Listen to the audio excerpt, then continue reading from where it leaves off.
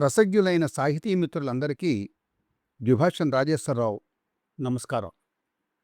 అలనాటి నిజాం రాజ్యంలోని గద్వాల గ్రామంలో 13 సంవత్సరముల వయస్సుకే వైధవ్యం ప్రాప్తించిన ఒక మున్నూరు కాపు కులస్తుని కుమార్తె తన గాజులు తీయటానికి ససేమిరా ఒప్పుకోను అని చెప్పిందట.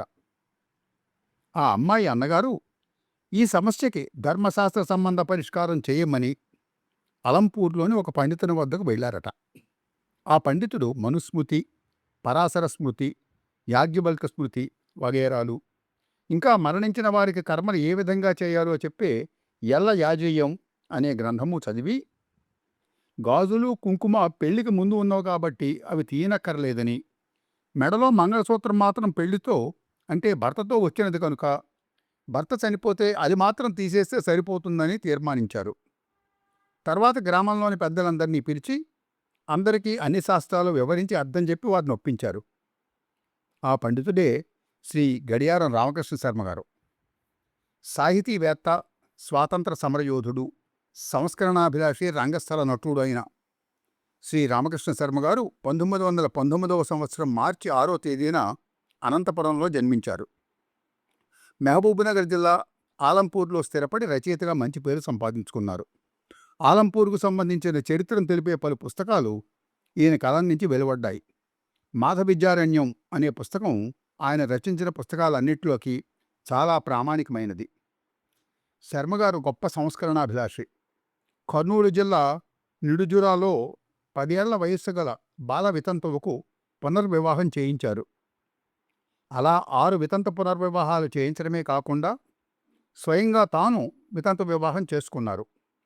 కుల బహిష్కరణ ధైర్యంగా ఎదుర్కొని నిలిచారు.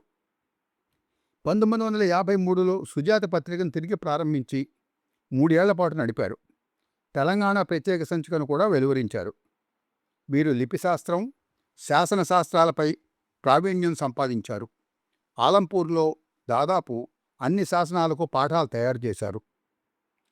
శర్మగారు ఆలంపూర్ శిథిలాలు, ఆలంపూర్ చరిత్ర, ఆలంపూర్ మహత్యము, బీచుపల్లి క్షేత్ర చరిత్ర, ఉమామహేశ్వర క్షేత్ర చరిత్ర, శ్రీ జోగులాంబ మహాశక్తి, దక్షిణ వారణాసి మొదలైన క్షేత్ర చరిత్రలు, భారతదేశ చరిత్ర, ప్రపంచ రాజ్యాలు మొదలైన దేశ చరిత్రలు, శ్రీ నిత్యానంద స్వామి చరిత్ర, శ్రీ మాధవ విద్యారణ్య స్వామి చరిత్ర, శతపత్రము మొదలైన జీవిత చరిత్రలు, ఇంకా పాంచజన్యం వంటి ఖండకావ్యాలు, తెలుగు సిరి వంటి వ్యాస సంపుటాలు, కన్నడ సాహిత్య చరిత్ర వంటి సాహిత్య చరిత్రలు, మన వాస్తు సంపద పేరుతో వాస్తుశిల్పం మీద రచనలు వీరు ప్రచురించారు.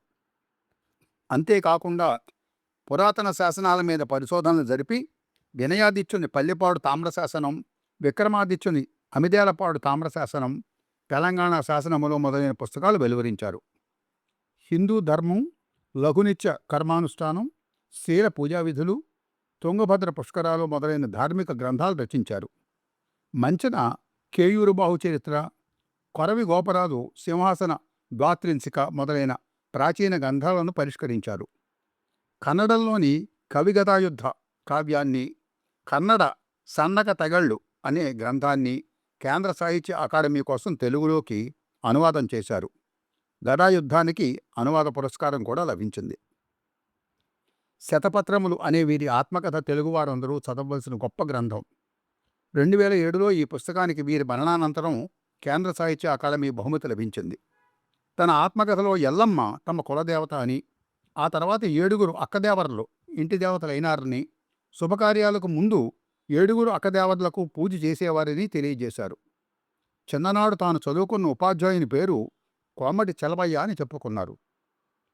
1929లో సింగవరంలో గడిపిన బాల్యాన్ని గుర్తు చేసుకుంటూ తన ఇంటి పక్కన తలారి మల్లన్న కొడుకు తిరిపేలు, ఊరిలో పెద్ద రైతు పచ్చా భీమన్న కొడుకు మల్లప్ప తనకు ముఖ్య స్నేహితులని చెప్పుకున్నారు.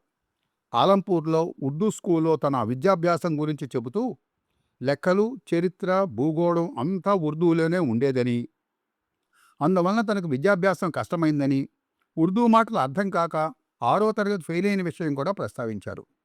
తమ వంశంలోని పెద్దలను తలుచుకుంటూ కొందరు యోగ విద్యలో, మంత్రశాస్త్రంలో ప్రఖ్యాతులని, కొందరు పౌరాణికులని పేర్కొన్నారు.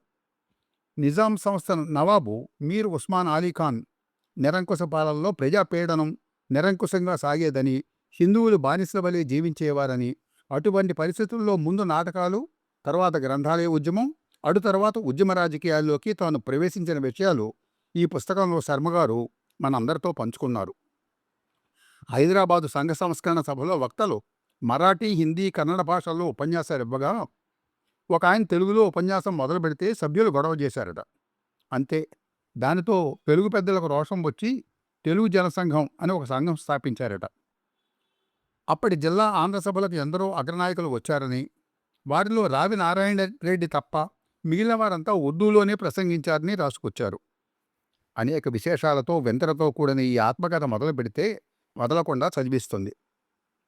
కాలంతో పోటీపడి అవిరళ కృషి చేసిన గడియారం రామకృష్ణ శర్మ గారు 2600 సంవత్సరం జూలై 25వ తేదీన స్వర్గస్థులయ్యారు. ఇవాళ వారి జయంతి సందర్భంగా మన తెలుగు వారందరం వారి స్మృతికి నీరాజనాలు అర్పిద్దాం. సెలవు. నమస్కారం.